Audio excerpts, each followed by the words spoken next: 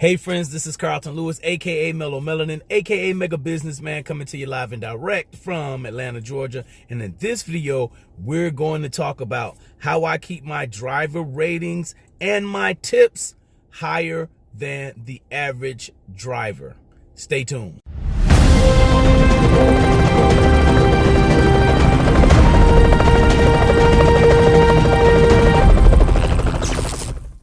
All right, welcome back to my Rideshare Road Warriors. This is Carlton Lewis, aka Mellow Melanin, aka Mega Businessman. In this video right here, I want to talk to you guys, and it's a question which was sparked by one of the comments that was left on the previous video. And the person shouts out to Shantae Moore. She said, "How do you keep your scores so high?" And I've taught this before, but I don't know if people actually get this.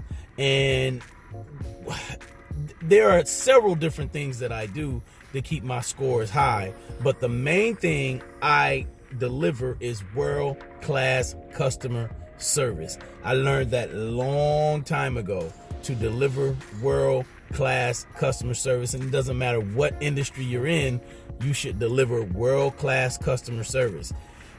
If you have a regular job, that could be to your external customers and your internal customers, which are your fellow employees. All right. So, but let's make it strictly rideshare, right? So some of the things I do, and I hope you guys have something to write this down with and maybe watch this a few times, because this is the secret sauce. The first thing is safety, straight up safety. You know, make sure you're giving your passenger a safe ride, not weaving in and out of traffic, you know, doing dangerous things. You want to make sure you get your person there safe, right? But in the midst of that, here are some other customer service things that you can do, right? And I'm telling you, it's not difficult, but it's not difficult at all. You just need to practice it. You put these things in practice, and I'm going to put some screenshots up, right? And this is why I know what I'm talking about. I'm going to show you my Uber. Okay, I'm going to show you my Uber ratings, and also, you know, some of the comments that people leave. They're great service, great conversation. All right, great service, great conversation. I'm going to put my Lyft up. Great service, great conversation. And since I do more Uber than Lyft, I'll put the tips up too, so you guys can see the tips. And don't get so caught up on you know, how many hours the app is on. You know, some people say that kind of stuff are it's a trip, okay? Because they don't really understand that just because the app is on, that doesn't necessarily mean you're moving the car. All right. And you guys can see my tips, and typically I get more than 10% of what my total is for the week. So let's say I'm averaging $1,000 to $1,500 a week. 10% of that is gonna come from tips, at least. Okay, at least. And you guys can see the screenshots, and I'm just gonna show you my Uber, you know, my Uber earnings. I'm not showing you Lyft. I'm not showing you any privates or anything like that, any private clients or anything like that. This is strictly on Uber, and it's across the board. And what you need to do, right? Here's what you do. When you first get your ping, go at it. Just go get it. Don't waste any time. Go pick your people up. Be prompt. All right. And once you've identified your person, I mean, sometimes you can call them if you need to, especially if it's a confusing area, you can call them. That starts the process of rapport. It's all about building rapport. And if you're concerned about, try it out. You don't believe me? Try it out. Call your person before you get there to confirm where they are. They'll learn your voice. Okay, we're talking body language now, so we're getting deeper. All right. Things that people take for granted, you know, just simple little things like your body language, the tone of your voice, you know. So they start building the rapport even before they get in the car. And I use that strategy a lot when I'm picking up at the airport, because the airports can be kind of crowded sometimes, and sometimes people don't know where they're going. So different things happen at the airport. But once they get to the car, you know, they open the door, you confirm who they are. Once you passed all of that, You ask them how they're doing. Hey, I'm Carlton. State who you are. Hey, I'm Carlton. How are you? Say, okay, you confirm who they are. And you may ask them how their day is. Okay, one of the things I do when I'm at the airport is I'll say, how was your flight? Okay, how was your flight? Whether they say it's good or bad, doesn't matter. That's just a standard question. It's a script, okay? How was your flight? Good, bad, indifferent. Oh, it's cool. We're on the ground, uneventful. Great. Where are you flying in from? That is my next question. Where are you flying in from? Wherever they say they're flying in from, I always have an answer. Even if it's, oh, I've never been there before. What's that like? But most of the time, either I've been there, or I know somebody that's from there, or I have plans on going there. Okay? And that starts the conversation. Some other questions you can ask. Where are you from? What do you do? Do you have a family? You have kids? Are you married? Things like that. Those things start conversation, and you start building rapport with people. All right. And you can judge if a person wants to talk or not. Okay. Don't force a person to talk. They don't want to talk. Don't talk to them. It's okay. It's okay. You're not moving in with them for the rest of your life. They're just in your vehicle for a few minutes. All right. If they don't want to talk, that's cool. But if they want to talk, know what to talk about. You want to talk about them. Okay. You want to talk about your rider. And by the end of the ride, you should know more about that rider than they know about you. Couple of things happen when you do this, right? Actually, a few things happen. So one of the things that happens is the ride is smooth. Okay. It takes their mind off the ride. It takes your mind off the ride. So it's almost like you're compressing the time because you filled the time up with good conversation. All right. Good conversation. And the next thing it is, like I said, you build rapport with these people. There's no telling what kind of relationship you can have with the people that you put in your car. I remember the Simple Driver and Marvin, the bearded Uber guy.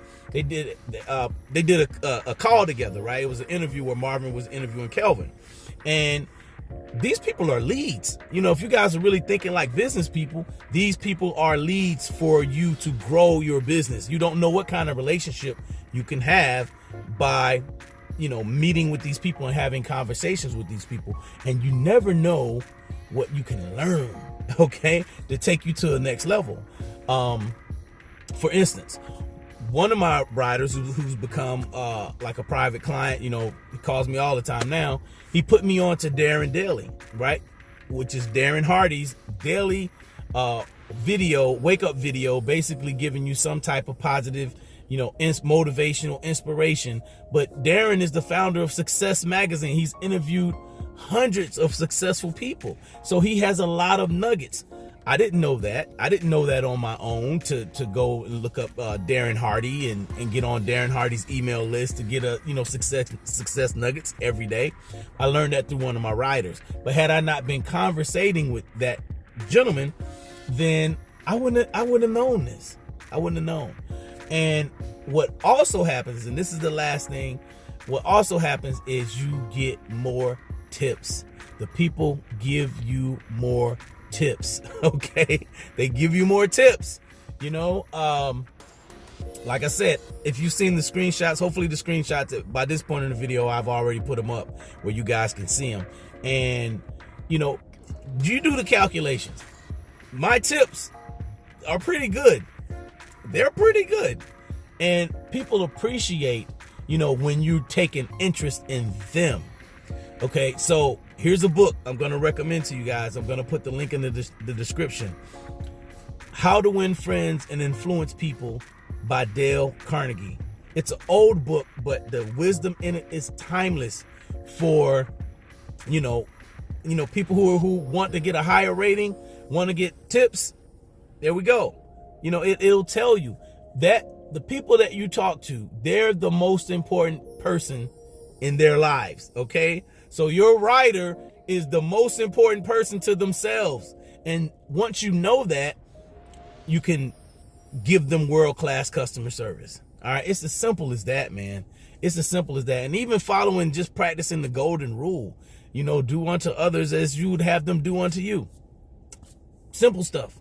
Simple stuff. It's not rocket science. It's all learnable. And, practice it. I would like to hear some of your successes, or even some, if you had some roadblocks with it, if you're having a challenge with doing this, this job right here, this gig, this profession of rideshare, it will help you definitely get over your fear of talking to people, and it will help you become a better communicator. It's one of the side benefits, y'all. It's not just all about generating income. It's not just about generating income all the time. That's important, but if you're learning something, I can promise you, just by some of the things that I've learned from riders, the riders have increased my income because my intellectual property has grown. My intellectual capital is grown because of that. All right. So hope you got some value out of this video. If you did, like, comment, share, subscribe. And I like to hear some of your stories out there on how you've increased your ratings and how you've increased your tips. I put in my post in the community, I don't give people water, or I don't do any of that. I don't run and open the door for them. I mean, I used to do that when I first started 5 years ago because I thought that's what you did. The rates were higher too, so it's like, I don't give candy, snacks, any of that stuff. I could. I don't think that's going to make a big difference on people tipping me or not. You guys see my tips. Maybe I'll try that. Maybe I'll do an experiment where, I put some candy out. I put some water out to see if I'm going to get extra tips. People don't care about that. I'm going to tell you guys that people really don't care about that. Although, I wish I had some bottled water about 2 months ago when I met Miss Jennifer Lewis at the Atlanta airport. I probably could have got a good photo op out of that, but I didn't have water because I don't carry water. And so there it is. You don't have to do those things. If you take a genuine interest in people, in your rider, then the tips will come. Am I saying every single one is going to tip you? No. Don't even expect for everyone. You can expect it for everyone to, you can expect that. There's nothing wrong with that. But don't be disappointed if it doesn't happen. Don't get sour because every single person doesn't tip you. What you need to focus on is giving them the best possible service to leave a impression in their mind that, yeah, I want to take Uber again. I want to take Lyft again. I want to do it again. Okay, I take it all the time. I've had a great experience, and that's what you're selling, is a great experience. I ain't saying put like disco lights all in your car. I see people do that. If that's your thing, hey, go for it, but you don't need to do that. Just show a genuine interest in your rider. Your ratings will go up and your tips will increase. All right, that's it. Have a great day. Peace. Make sure you like, comment, share, subscribe. Hit the hit the subscription button and the little bell. All right? Peace. Bye-bye. Bye-bye. Bye-bye.